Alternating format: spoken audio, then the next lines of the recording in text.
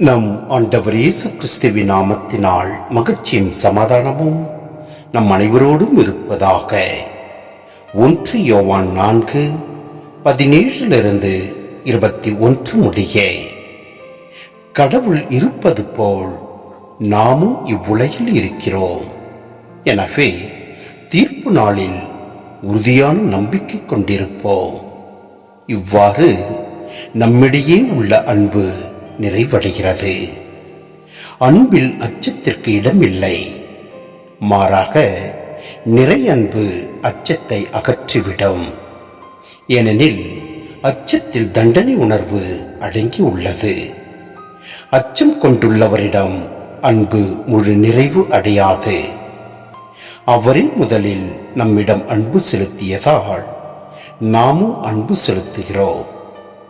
கடவுளிடம் அன்பு செலுத்துவதாக சொல்லிக்கொண்டு தம் சகோதர சகோதரிகளை வெறுப்போர் பொய்யர். தம் கண் முன்னே உள்ள சகோதர சகோதரிகளிடம் அன்பு செலுத்தாதோர் கண்ணுக்கு புலப்படாத கடவுளிடம் அன்பு செலுத்த முடியாது. கடவுளிடம் அன்பு செலுத்துவோர் தம் சகோதர சகோதரிகளிடமும் அன்பு செலுத்த வேண்டும். இதுவே அவரிடம் இருந்து நாம் பெற்ற கட்டளை. சிந்தனை: உண்மையான அன்பு இருக்கும் இடத்தில் அச்சம் இராது. ஏனெனில் அன்பு அனைத்தையும் பொறுத்து கொள்ளும், அனைத்தையும் நம்பும், அனைத்தையும் எதிர்நோக்கி இருக்கும், அனைத்திலும் மன உறுதியாயிருக்கும். அன்புடையோர் கடவுளை அறிவர். கடவுளை அறிந்தோர் அவரது பாதுகாப்பை, அக்கறையை, அன்பை அறிவர். எனவே அவர்கள் அஞ்ச மாட்டார்கள். கடவுள் அன்பும் பிறர் அன்பும் ஒரு நாணயத்தின் இரு பக்கங்கள் போன்றவை. அவை இணைப்பிரியாதவை.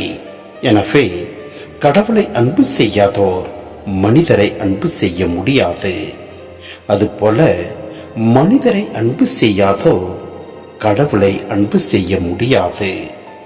கண் முன்னே உள்ள மனிதரை அன்பு செய்யாது கண்ணுக்கு புலப்படா கடவுளை அன்பு செய்வதாக கூறுவோர் பொய்யர் என மிக கடுமையாக இங்கு விமர்சிக்கப்படுகிறது.